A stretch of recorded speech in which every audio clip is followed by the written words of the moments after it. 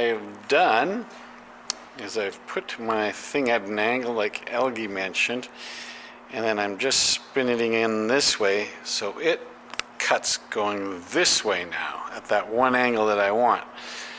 And you can adjust it to whatever angle, I guess, that works best for you, but I took that angle because it's more, I don't know, appealing to me. And I'm just starting to get this side finished off here. I've got another 1/8 of an inch, 1/4 of an inch, 1/2 an inch, I don't know, a little bit to go there. And that worked out really well. So that's a good thing. I've got the cozy plans out because the cozy is an all composite airplane with composite fuel tanks.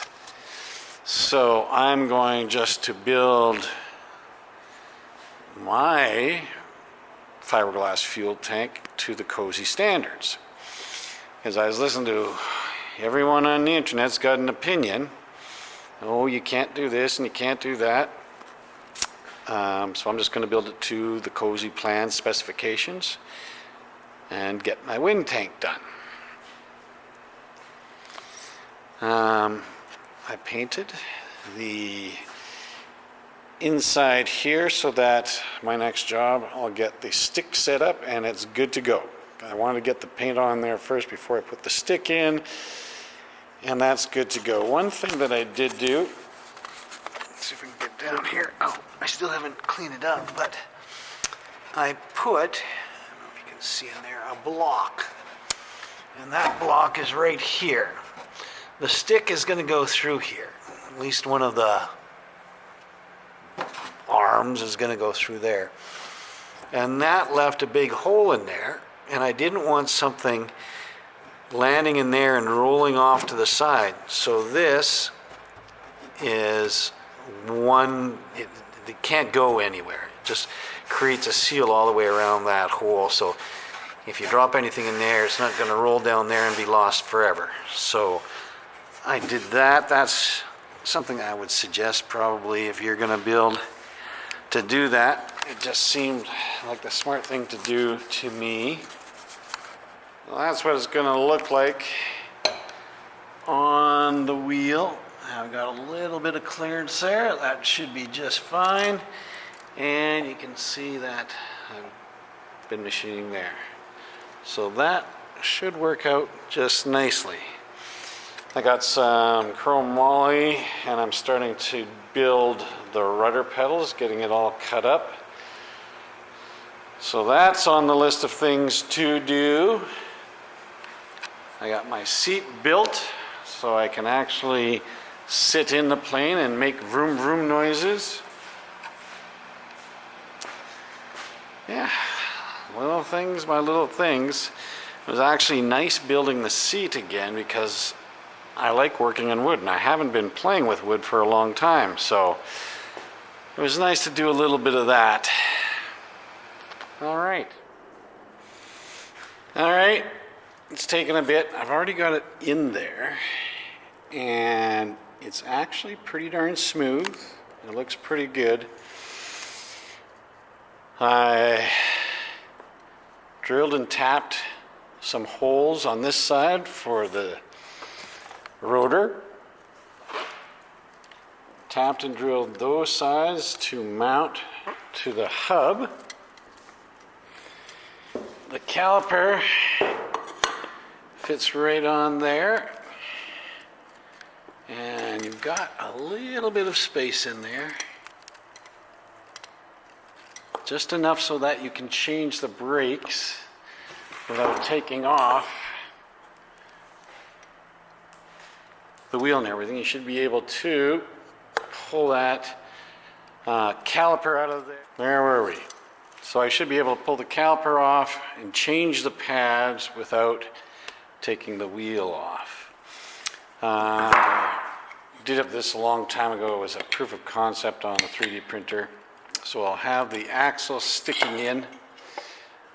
There won't be that big of a spacer there, and I might even get this right as close to that as I can, and those mounting holes can fit right in there like that. And then you've got a little spacer that would be in between there, the axle going through, and then the strut will just fit right here, right next to that. I'll make this thick enough so it'll just give me a little space out from that caliper. So that is what the wheel's going to look like.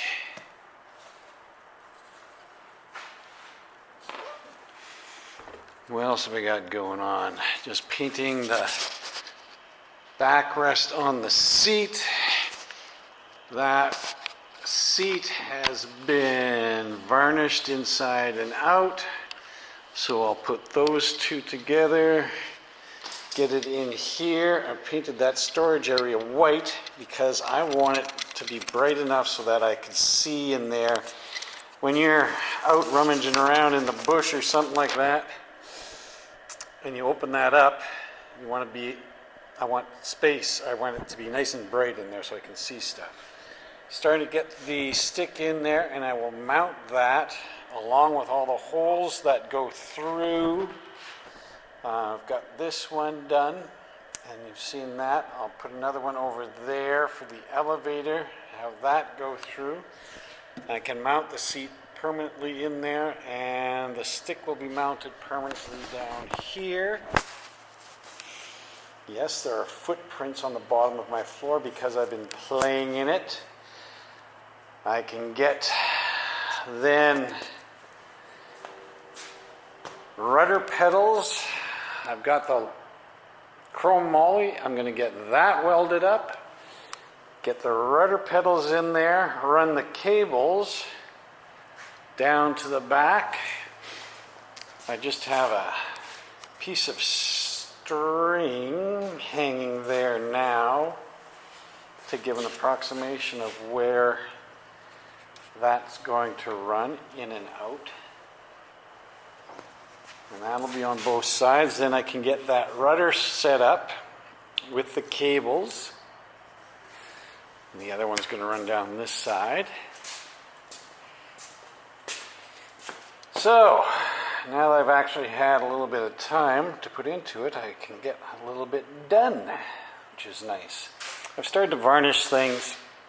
I was going to spray it, but it's been such a cold, long winter that I haven't had time to open the doors to get it outside to spray it. So I've varnished a number of other things. I've got paint on the cab, obviously, but varnished the top here, varnished up underneath there, varnished this, varnished this. I'll lay it on its side, get that varnished, and get the other side varnished. I didn't want to put this side on yet because when I'm doing the rudder cables and the elevator tube coming through here, I want as much access in here as I can get to get all the little holders, guides, whatever you want to call them, in place on here. So I'm going to wait to get this ply on this side done till I get all of that completed, and then that ply can go on there, and that should be the controls all done. And then I have to start thinking about a new engine, or about the engine. I still am looking at the Aero Momentum.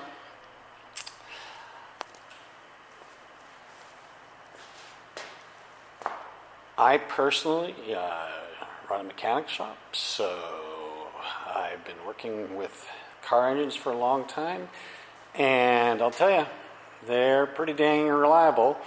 People say, well, they're not meant to rev that high. Well, actually, you know what? A lot of these engines can just rev all day long. I don't think that's the issue. Redrive's probably more of an issue on auto conversions. I don't want a Volkswagen in there.